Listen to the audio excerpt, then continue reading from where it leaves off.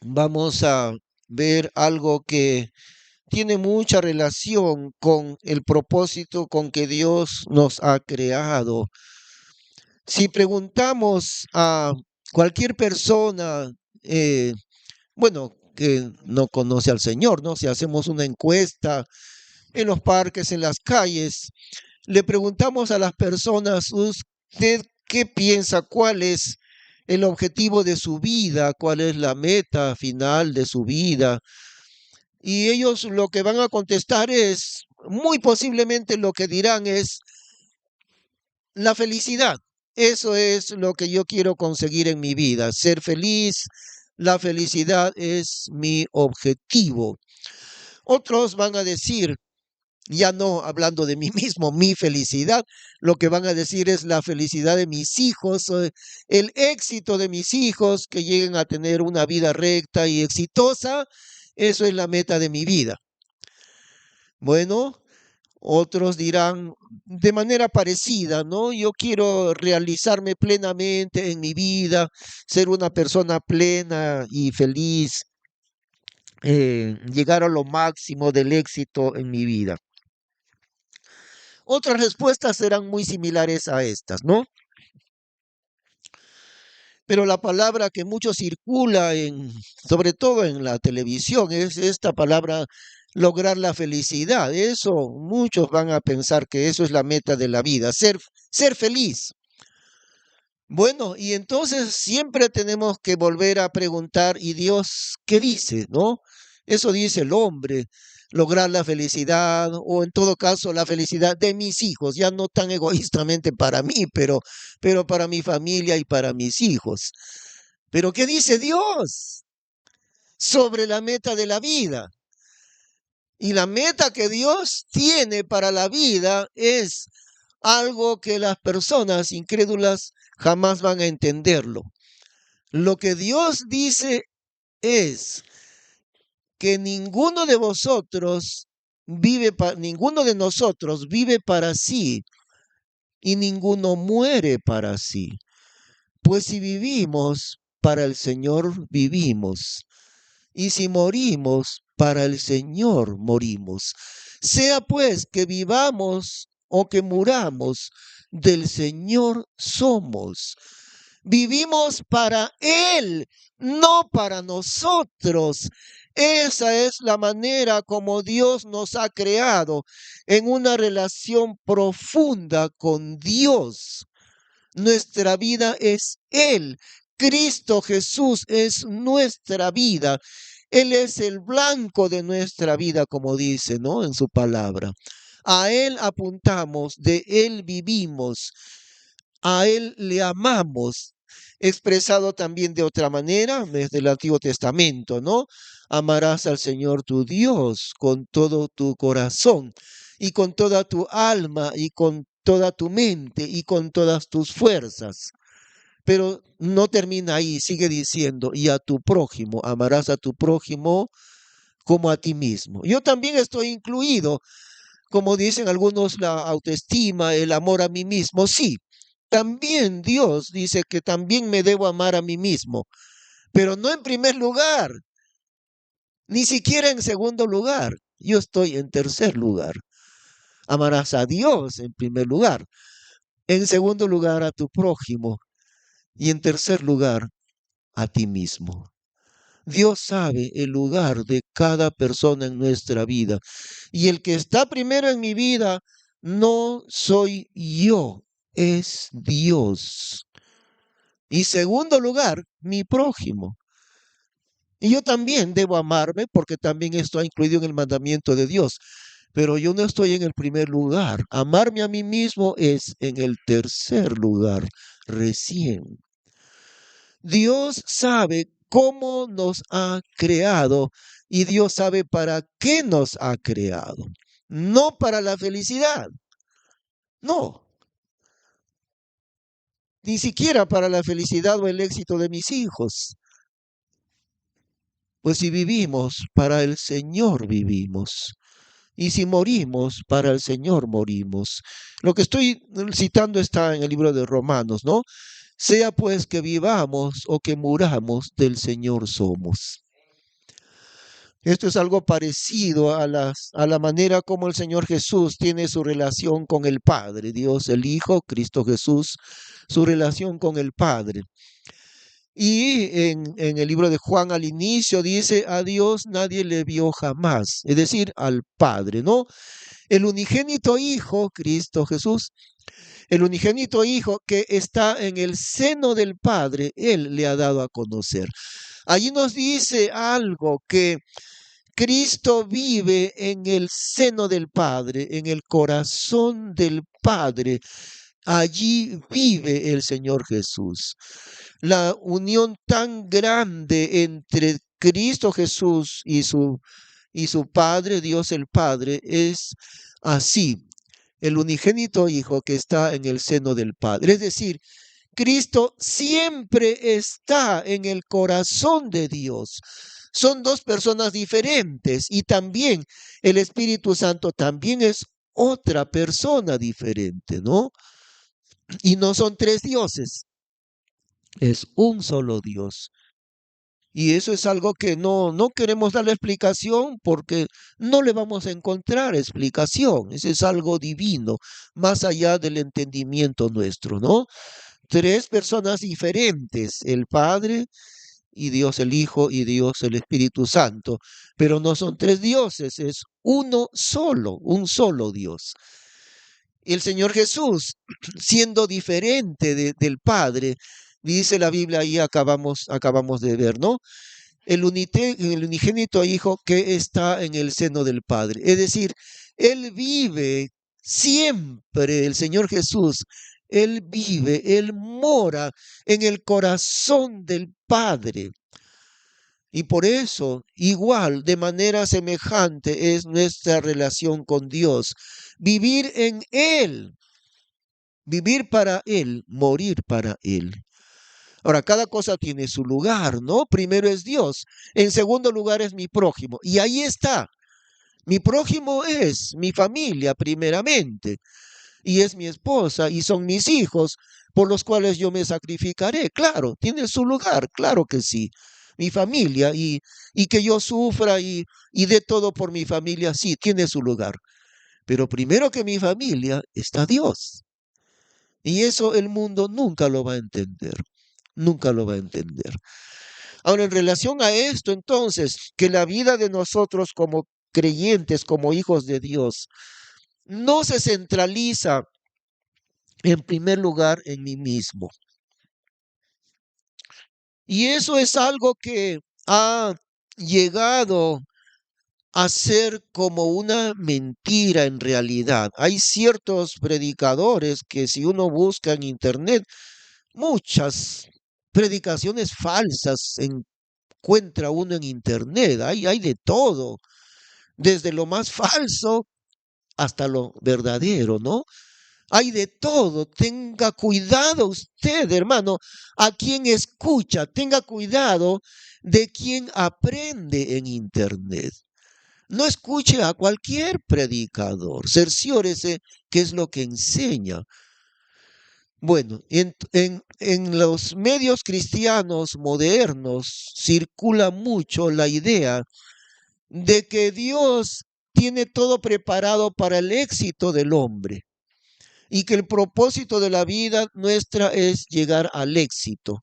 La realización del hombre es como poner a Dios al servicio del hombre y que todo lo que Dios hace es para mi éxito. Y siempre dicen, no, tú estás hecho para ser un campeón, tú eres el rey, hijo del rey, tú eres un campeón, tú vas a ser el primero en la vida, tú vas a ser cabeza y no cola. Muestran un cristianismo al revés, entonces muestran que Dios está al servicio del hombre y que yo soy el centro de todas las cosas, aún el centro de Dios. Dios está a mi servicio, poniendo al revés las cosas. Ahora, también no olvidemos, ¿no? Que en realidad sí Dios hizo lo más grande que pudo hacer por amor de nosotros. Eso sí es cierto, Dios ya lo hizo. Él no escatimó ni siquiera la vida de su santo Hijo, de su amado Hijo Jesucristo, ¿no? Dio lo más grande que Dios podía dar por amor de nosotros, ya lo hizo. Sin embargo, de que Dios esté al servicio del éxito nuestro, eso no es cierto, como en muchas predicaciones se hace ver, ¿no? Le hacen creer al creyente que todo gira alrededor de mi vida y de mi éxito personal y de mi éxito en el trabajo. Entonces ponen a Dios como que está al servicio de nosotros. Y no es así. Ya hemos recordado, ¿no? De qué manera están las cosas en nuestra vida. Está Dios en primer lugar. Si vivimos, para el Señor vivimos. Y si morimos, para el Señor morimos. Bueno, en relación a eso, quise explicarlo primero, porque vamos a ir ahora a Romanos capítulo 12. Les ruego ir a sus Biblias en Romanos capítulo 12.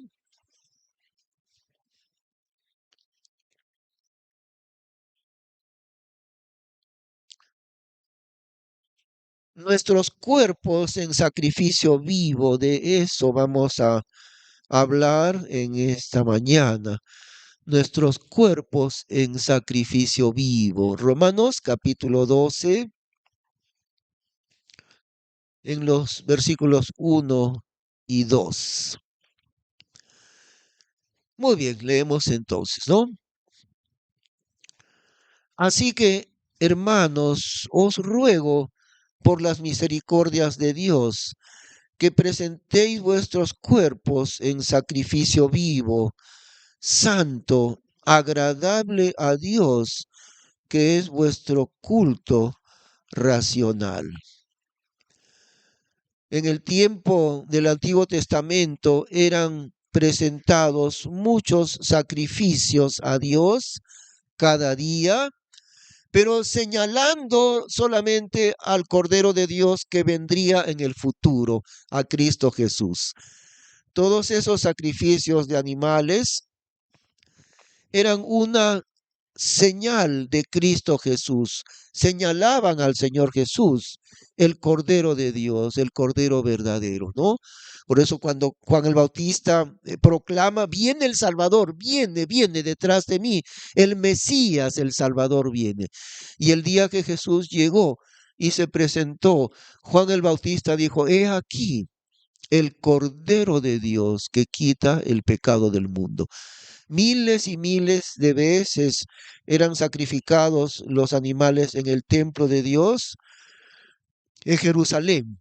Ahora, aquí nos dice de manera semejante a aquellos sacrificios, pero esos sacrificios morían, ¿no? Los animales morían. Y aquí nos dice otra cosa, sacrificio vivo, que presentéis vuestros cuerpos en sacrificio vivo. Ya no un sacrificio que muere muy rápido, es degollado como el animalito, ¿no? El cordero, diversos animales, el becerro, era degollado. Su sangre era recogida para ser rociada en el altar de Dios. Esa sangre de ese animal siendo degollado. Y la sangre de Cristo, de la misma forma, porque dice en Primera de Pedro, dice, ¿no? Para obedecer y ser rociados con la sangre de Jesucristo. Nosotros hemos sido rociados con la sangre de Jesucristo y por eso tenemos acceso a Dios y al cielo, únicamente por su sangre. Esos sacrificios, al degollarse el animal, moría muy rápido, ¿no? El Señor Jesús no tuvo ese privilegio de morir muy rápido, sino que esa muerte de cruz era una muerte espantosa en realidad. Iba perdiendo su cuerpo la sangre poquito a poco, durante horas enteras. El Señor Jesús estuvo crucificado 6 horas. Ahora, algunos de los crucificados duraban más horas, pero el Señor Jesús solo 6 horas y murió. Ahora nos pide aquí entonces el sentido de los mismos sacrificios del Antiguo Testamento, pero ya no un sacrificio que muere, derrama su sangre y muere, sino más bien, por el contrario, un sacrificio vivo, que presentéis vuestros cuerpos en sacrificio vivo, un sacrificio continuo, continuo, que sigue el sacrificio y la persona que es sacrificada no muere, continúa viviendo. Esa es la idea, ¿no? Que presentéis vuestros cuerpos, porque el sacrificio era del cuerpo de un animal, pero moría y se acabó. Dios nos está pidiendo a nosotros hacer un sacrificio vivo, es decir, continuo, cada día, cada momento que nuestro cuerpo está bajo sacrificio. En primer lugar, estamos en el verso 1, ¿no? Así que, hermanos, os ruego por las misericordias de Dios. Fíjense que no es una exigencia, no es una obligación, no es una ley, es un ruego que Dios nos está haciendo. Y nosotros podemos hacer caso del ruego de Dios o también no podemos hacer caso del ruego de Dios. Dios no nos está exigiendo, no nos está obligando, nos está rogando el Señor. Dios también puede rogar al hombre. Nosotros le rogamos a Él, ciertamente, continuamente, ¿no? En oración. Ahora Dios nos ruega a nosotros, porque es Pablo el que ruega, claro, pero Pablo está hablando de parte de Dios mismo, ¿no? No es la palabra de Pablo, es la palabra de Dios mismo. Así que, hermanos, os ruego por las misericordias de Dios, que presentéis vuestros cuerpos, que presentemos a Dios nuestros cuerpos en sacrificio vivo. ¿De qué manera? De sacarme sangre, como algunos piensan, ¿no? Se tiran un azote en las espaldas y a veces se sacan sangre un poco, pensando que eso agrada a Dios. No tiene que ver nada con eso. Nada, nada tiene que ver con eso. No es un martirio corporal, no, no es eso.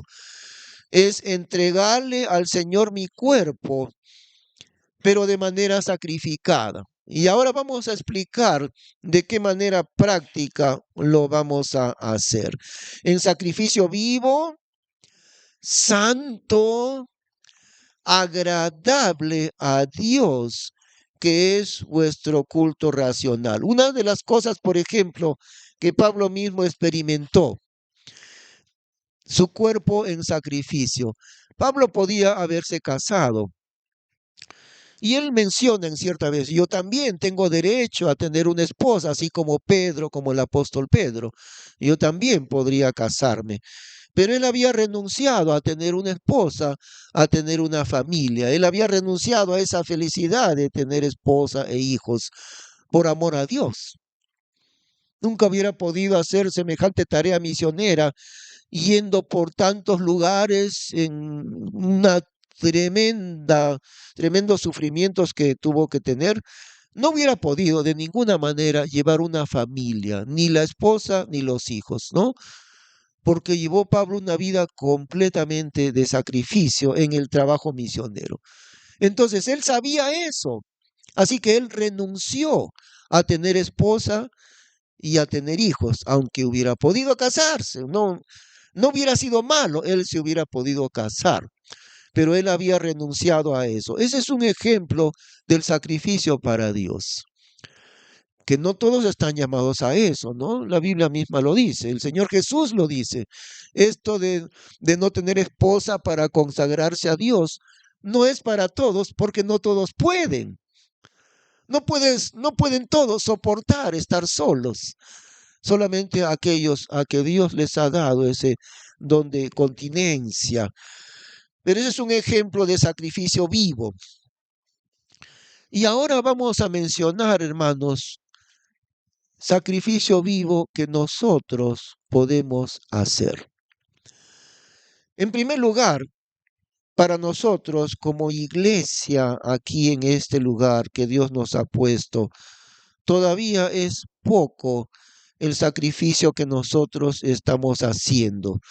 Hablemos ya de nosotros como un cuerpo entero, ¿no? Como una iglesia. todavía es poco el sacrificio que estamos haciendo. Ciertamente que ya lo estamos haciendo, ¿no? Diversos hermanos de nuestra iglesia y otros también, pero algunos hermanos en especial ya lo están haciendo. No es nada fácil hacerlo cada domingo. Por ejemplo, algunos vienen a orar a las 9 de la mañana, temprano, y luego termina el culto y están yendo muy rápido para poder almorzar y rápido también ir a los que van a la obra misionera de 1 de Mayo. Eso implica sacrificio. También los que están participando en la oración, ¿no? Los días jueves, los días viernes. Pero lo que digo es sí sacrificio, pero todavía es muy poquito. Todavía es muy poquito. ¿Qué tal si hablamos de los hermanos perseguidos en China? En la China, el gobierno es enemigo acérrimo del Evangelio, el gobierno de China. Los hermanos se reúnen escondidos.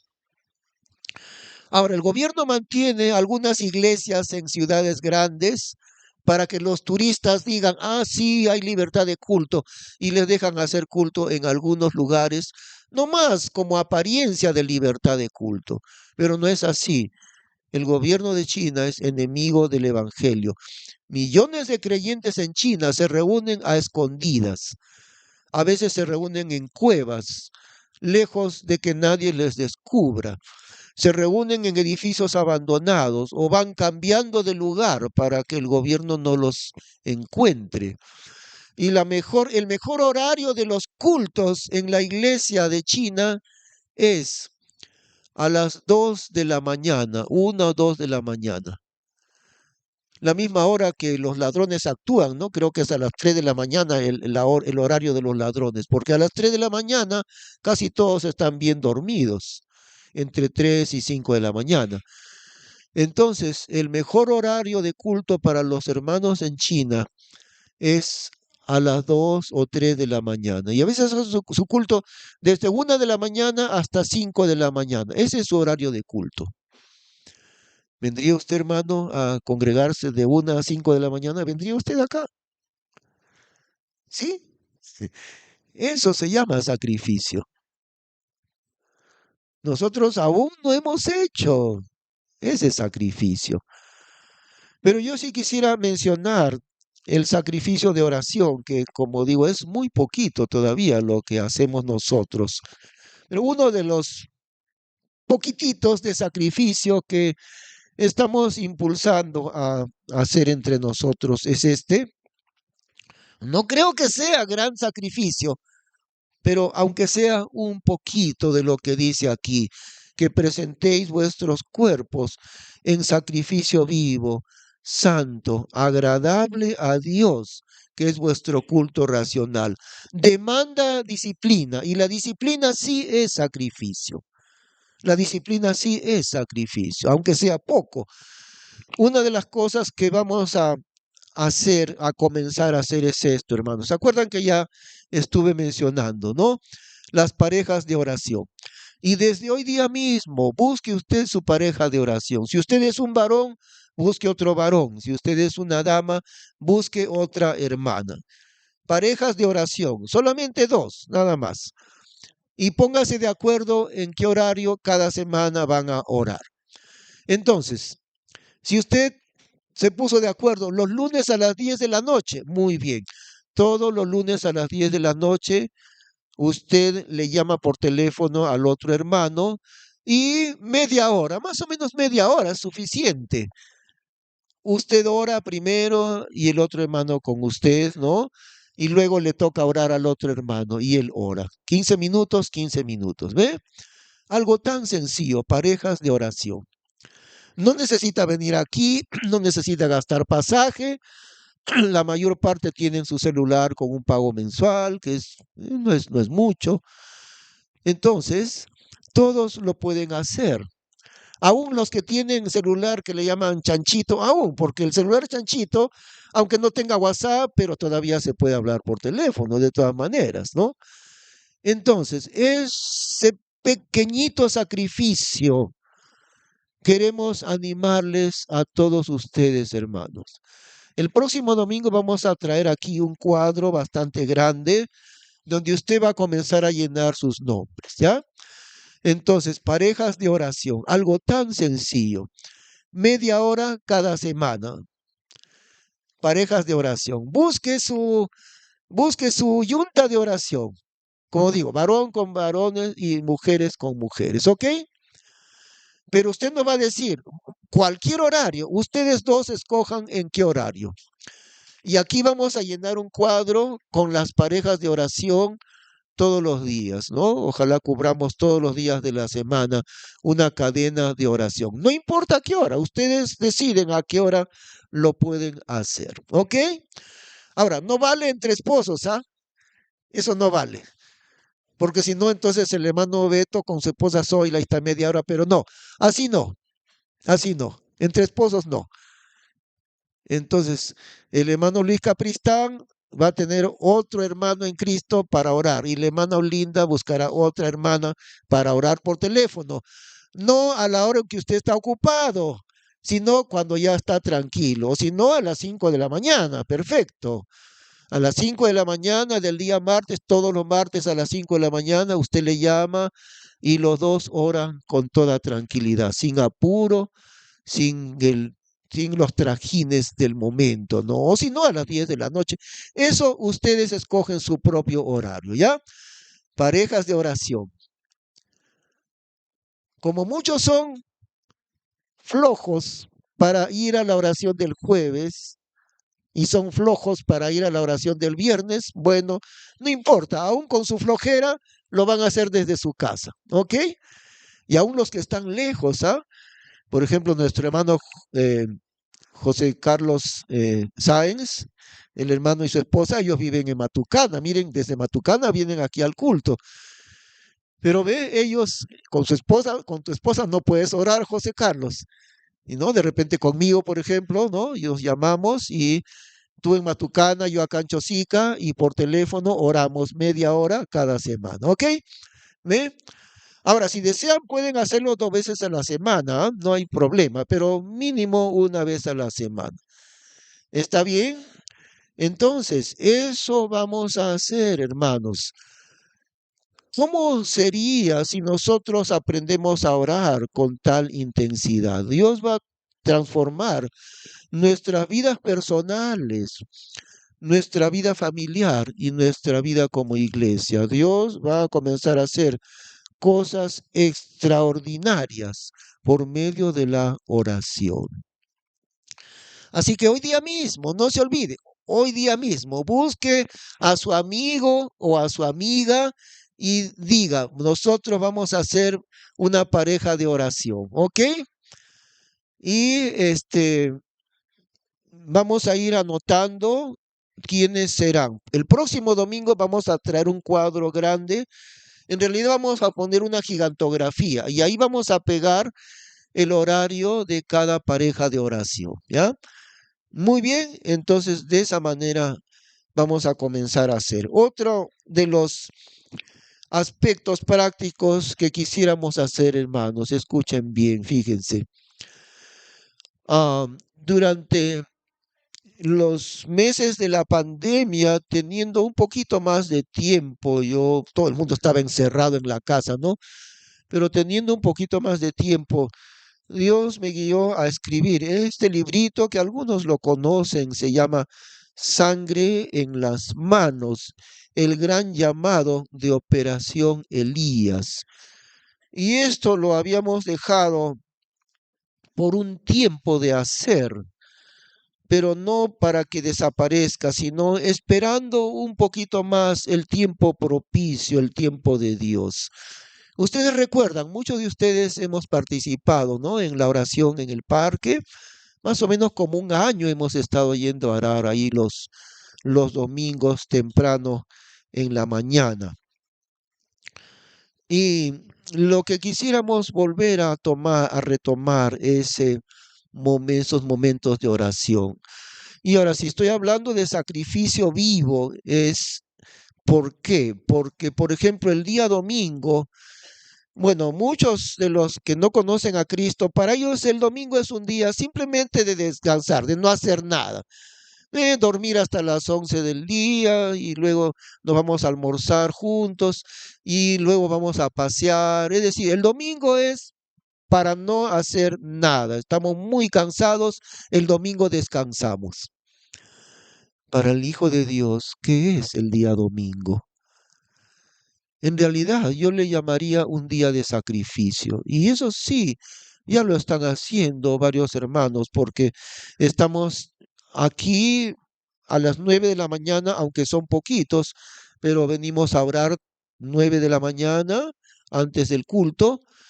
Luego viene el culto, termina y varios de ellos están rapidito yendo a almorzar y ahí mismo van al trabajo misionero en 1 de Mayo y otro grupo hacemos evangelismo en el parque y termina el evangelismo, termina la misión y a las 6 de la tarde tenemos el segundo culto, ¿no? Segundo culto del domingo, 6 de la tarde.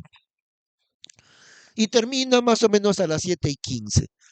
Y a las 7:15 ya termina, ¿no? Todavía no es muy tarde. A las 7:15 llega a su hogar a las 7:30, todavía un poquito de tiempo para ir recién descansar un poco a las 7:30 de la noche, recién.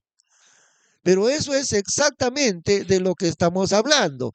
Así que, hermanos, os ruego, ¿qué tal si leemos el versículo todos juntos? ¿Ve? Vamos a leerlo todos juntos. Romanos 12:1. ¿Listos? Así que, hermanos, os ruego por las misericordias de Dios que presentéis vuestros cuerpos en sacrificio vivo, santo, agradable a Dios, que es vuestro culto racional. Eso implica sacrificio. Yo siempre estoy diciendo algo que no hay forma de servir a Dios si no es a través del sacrificio. No existe otra forma de amar a Dios y de servirle si no es a través del sacrificio. De diversas maneras, siempre habrá de por medio un sentido de sacrificio si amamos al Señor y si queremos servirle. Usted no puede servir a Dios lleno de comodidad. Y si usted piensa que lleno de comodidad puede servir a Dios, entonces usted no está sirviéndole a Dios. Siempre será necesario. En otro pasaje también la Biblia nos dice, porque todos los que quieren vivir piadosamente en Cristo Jesús padecerán, ¿recuerdan? Persecución. Porque todos los que quieren vivir piadosamente en Cristo Jesús padecerán persecución. Y a veces eso viene de la familia. A mí cierto familiar, cuando yo estaba jovencito de los 20 años por ahí, un familiar mío me decía, ¿por qué no llevas mejor tu colchón a la iglesia? Ya que ahí estás todos los días, mejor lleva tu colchón y ahí nomás duermes más fácil. Así, así me decían. A veces dicen, cuando uno se convierte recién a Cristo, dice, ya pues tus hermanos que te den de comer, eso saben decir también, ¿no? La iglesia que te dé de comer y muchas cosas así. Eso es parte de la persecución. O también dicen tanto iglesia, iglesia, iglesia. Siempre van a decir así. Y los primeros que lo dicen son la misma familia, los que no conocen al Señor, o los que no aman al Señor. Iglesia, iglesia, iglesias. ¿No lo ha escuchado usted? Seguramente alguna vez se lo han dicho, ¿no? Tanto iglesia, iglesia. Así es, así siempre va a ser. Por eso hay el sentido de sacrificio para seguir al Señor, ¿no? Y de persecución también. Entonces, lo que estábamos hablando, hermanos, es de tomar nuevamente, ¿no? La idea de este librito que se llama Operación Elías. ¿Cuál es la idea de Operación Elías? La idea es que muchas iglesias se contagien de la oración por el Perú, la oración por nuestro país. Y eso es un tema de oración ya muy especial, orar por nuestro país. Cada vez, si ustedes están al tanto de las noticias, cada vez estamos hundidos en un abismo de corrupción. Ya no hay a quién pensar en quién se puede elegir, qué presidente o qué autoridad o qué congresista. Todos están con las manos manchadas de robo y de corrupción, desde los más altos niveles hasta los funcionarios más pequeños, los municipios, los gobiernos regionales. ¿Cuántos gobernadores regionales llegan a la cárcel? Y esos, si es que llegan, porque otros son ladrones que nada les hacen y ahí están felices como ladrones, robando el dinero del Perú, el dinero del Estado. La crisis moral está hundido el Perú en eso. Otro problema que no encuentran solución. La delincuencia está ganando cada vez mayor fuerza. Parece que la ciudad ya no la domina la policía, sino la delincuencia domina la ciudad. Van a cualquier negocio, usted tiene su restaurante y viene el extorsionador y le dice, a ver, bueno, más o menos tu restaurante, aquí sacas tú como 3.000 soles mensuales, entonces a mí me pagas 300 soles mensuales. Y eso, que poquito te cobro. Y si no me pagas 300 al mes, ya sabes, te meto una granada o si no te incendio tu local. O si no también tus hijos, ya sé dónde estudian tus hijos, eso le meto un balazo, ya sabes. Así que tus 300 soles cada mes. Y eso está plagada la ciudad de Lima de extorsionadores. ¿Quién manda en este país? ¿La autoridad o los delincuentes? ¿Quién tiene el poder? ¿Hasta dónde estamos llegando? Y vienen esos que todavía no tienen 18 años, que tienen 14, 16 años y por un celular le matan a cualquiera y dicen, yo no, yo soy inocente, soy menorcito de edad, no tengo 18 años, así que a mí no me pueden condenar, ¿no? Si quieren, métame allá a Maranga y de ahí me escapo fácil de Maranga. Yo soy inocente porque soy menorcito de, no tengo 18 años, inocente soy según la ley. Y ahí está. Y le pagan, qué sé yo, cuánto pagarán, ¿no? Por matar a alguien, 500 soles, 1000 soles, mátalo a este y ya está. ¿Dónde estamos? ¿A dónde estamos llegando? ¿A quién elegimos de presidente? ¿A quién? ¿Habrá alguien que sea honrado todavía para poder elegirlo para dirigir el país? Y no que un evangélico llegue a ser presidente, esa no es la solución. No, de ninguna manera. Habrá un presidente evangélico rodeado de 10.000 ladrones. ¿Qué puede hacer un solo hombre rodeado de 10.000 ladrones? Nada. La solución no es la política de un evangélico, esa no es la solución. ¿Saben cuál es la solución, hermanos? Que el pueblo de Dios doble sus rodillas en oración. Esa es la única alternativa para que haya una luz en medio de esa debacle, en medio de ese abismo en el Perú está hundiéndose. Por ejemplo, uno de los asuntos más dañinos para nuestra patria, por ejemplo, la minería ilegal le hace perder al Estado 26.000 millones de soles cada año. Es una gigantesca suma de dinero. 26.000 millones de soles se pierden en impuestos que no son pagados porque la minería informal hace lo que le da la gana. Aquí arriba, en la parte alta de Chosica, en estos cerros, acá, tenemos mineros ilegales. Yo los he visto, en un tiempo yo era chofer y subía por todos esos lugares. Tienen socavones allí, en la quebrada más arriba de 9 de octubre, tienen maquinarias gigantes de procesamiento de mineral. Todo es ilegal, no pagan ni un centavo de impuestos, dañan el ambiente.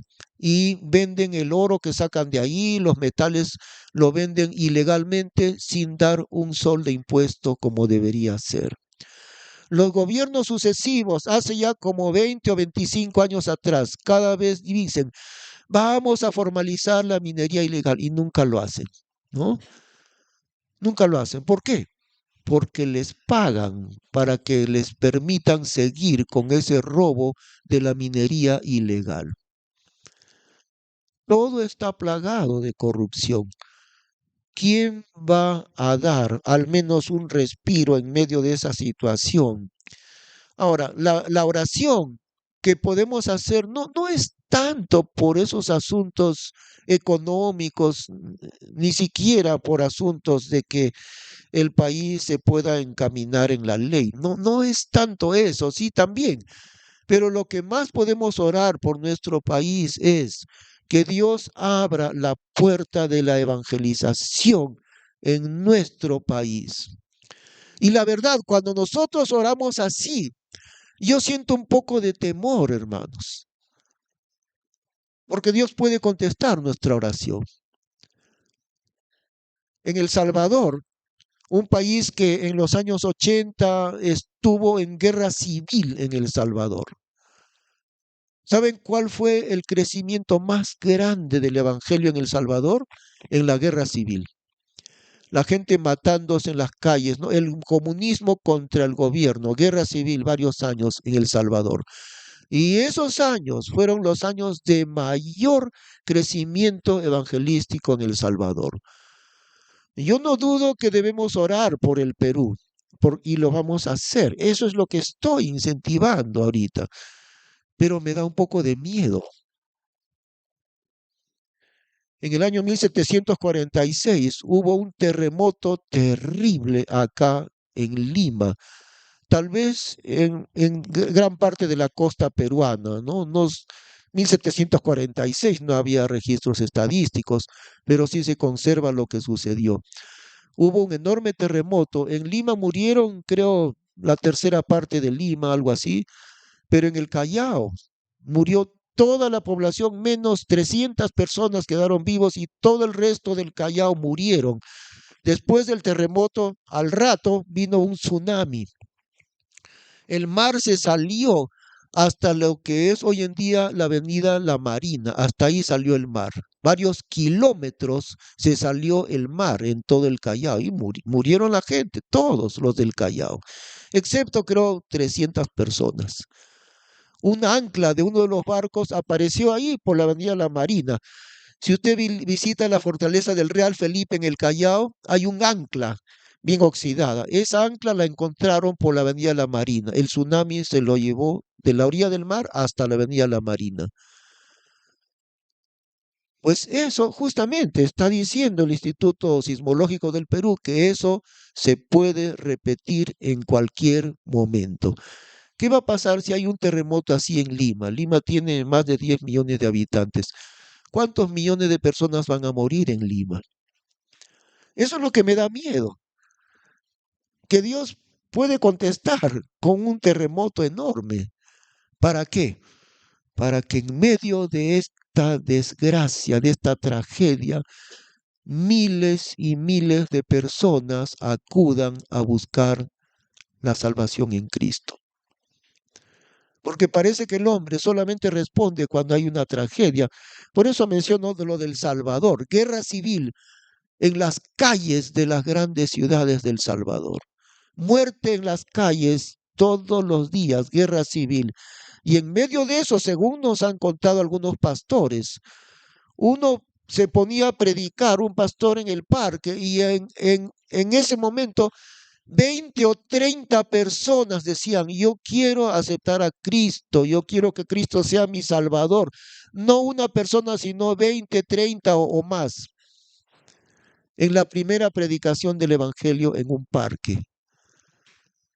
¿Qué sucede cuando predicamos hoy día en el parque? Si es una persona, será mucho la que quiera aceptar a Cristo. Dios puede contestar, es soberanía de Dios cómo Él contestará. No vamos a pedir un terremoto, pero sí vamos a pedir que la puerta del Evangelio se abra de manera grande en medio de esta ciudad, Chosica, y en medio de este país. Y los cristianos no sabemos pensar en grande. Por eso el Señor Jesús dice, ¿no? Los hijos de las tinieblas, los incrédulos, son más sagaces que los hijos de luz. Y los hijos de luz somos nosotros. Y los hijos de las tinieblas son ellos, pero ellos tienen mayor alcance en su astucia, en su pensamiento. Y si aprendemos de estas palabras del Señor Jesús, aprendamos a orar por el Perú, hermanos. Dios puede hacer cosas que nunca hemos visto en este país si nosotros aprendemos a orar. ¿De qué manera? Gracias a Dios y a los hermanos que nos acompañaron casi un año orando en el parque. Vamos a retomar y volver a hacerlo. Y eso es lo que en este librito se explica, ¿no? Operación Elías, un plan nacional de oración. Una de las cosas que explicamos aquí es la siguiente, que en cada ciudad del Perú, los cristianos de iglesias verdaderas, claro, no se incluyen sectas, ¿no? Falsas, pero los cristianos verdaderos puedan venir y juntarse en cada plaza de armas. De preferencia el domingo en la mañana, puede ser otro día, pero siempre es mejor el domingo temprano. Entonces, imagínense si en cada ciudad del Perú, en cada pueblo del Perú, los cristianos verdaderos están ahí reunidos, no de una sola iglesia, de diversas iglesias.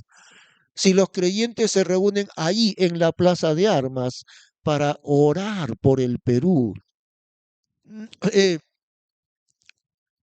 de, em, de esa manera, Dios puede hacer cosas muy grandes. La puerta del Evangelio se puede abrir grandemente con esa manera de orar, hermanos, ¿no?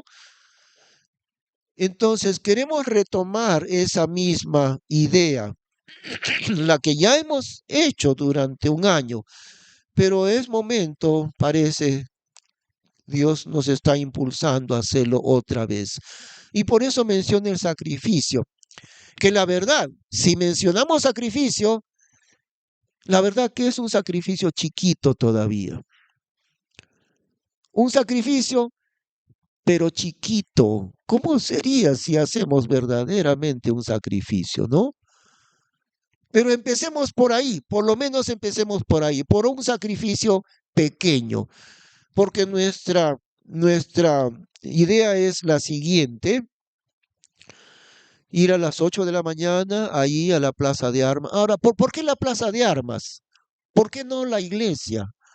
Porque la Plaza de Armas representa al país, por eso. Bueno, la Plaza de Armas representa la ciudad y también el país, por esa razón, ¿ve? Por eso no dentro de un local de iglesia, sino estamos, por decir así, tomando espiritualmente la ciudad y el país. ¿Cómo hicieron los israelitas para que la ciudad de Jericó fuese conquistada? Dieron 7 vueltas durante 7 días, rodeando la ciudad de Jericó. 7 vueltas. En el último día, en el séptimo día, tocaron las trompetas y Dios hizo caer las murallas de Jericó. Pero fíjense, ¿no? Rodeando la ciudad de Jericó. Por eso es que queremos ir a la plaza de armas. Y si esto se hace, no en una ciudad, si esta oración de los creyentes unidos se hace en 100 ciudades, en 1000 ciudades, en 1500 ciudades. El Perú tiene como 2000 y tanto de distritos. Si en todas las ciudades, en todos los pueblos del Perú, los creyentes una vez a la semana se reúnen para clamar, no por el mejoramiento de la economía del país, no, ese no es el motivo de oración. Que el Perú prospere, ese no es el motivo de oración.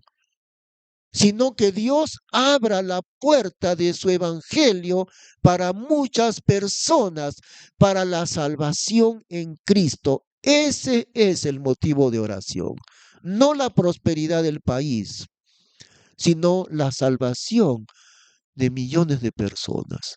Y eso Dios lo puede hacer, pero Dios no lo hará si nosotros no se lo pedimos. Ahí está, ¿no? El misterio de la oración. En el libro de Santiago dice ahí, no recibimos lo que queremos porque no lo pedimos.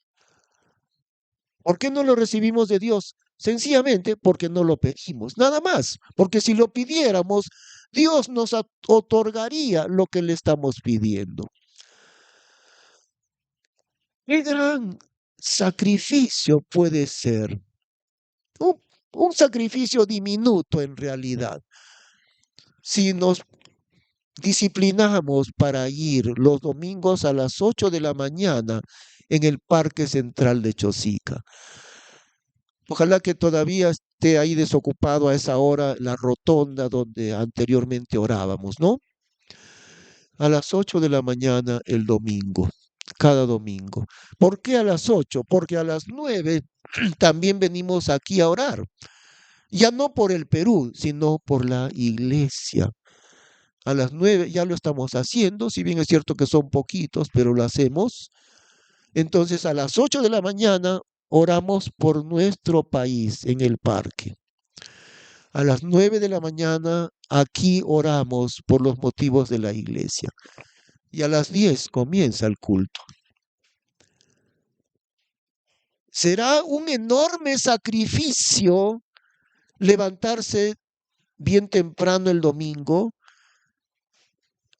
Así que hermanos, os ruego por las misericordias de Dios que presentéis vuestros cuerpos en sacrificio vivo, santo, agradable a Dios, que es vuestro culto racional.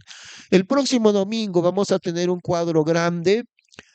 Por favor, de una vez busque usted su pareja de oración, su yunta de oración, ¿no? Porque la yunta es entre dos bueyes. Busque su yunta de oración, varón o mujer. No los esposos, ¿ah? No. Si son esposos, usted la esposa busque otra hermana y usted el varón busque otro varón para orar por teléfono. En cualquier horario que se pongan de acuerdo. El próximo domingo llenaremos el cuadro de las parejas de oración. En segundo lugar, el próximo domingo les voy a preguntar, ¿quiénes quieren ir a orar a las 8 de la mañana en el parque de Chosica? Eso les preguntaré el próximo domingo. O sea, todavía no empezaremos el domingo que viene, ¿no? El próximo domingo usted va a consagrar a Dios su cuerpo en sacrificio vivo, santo, agradable a Dios. Ahora otra cosa, para los que se comprometan en la oración en el parque, les voy a obsequiar este librito que se llama Sangre en las manos, el gran llamado de Operación Elías, ¿no? Muy bien, vamos a terminar en oración, hermanos. Señor, te damos gracias porque tú nos estás llamando a una transformación grande, Señor, de nuestra vida personal y también de nuestra vida como iglesia. Te rogamos que muchos hermanos sean tocados por tu llamamiento, que muchos de nosotros participemos en las parejas de oración, que muchos digan, sí, yo pondré mi cuerpo en sacrificio vivo para Dios. Yo estaré el domingo sacrificando mi cuerpo, levantándome temprano, orando desde las 8 de la mañana. Gracias por tu llamamiento, Señor, te damos en el nombre de Cristo Jesús. Amén.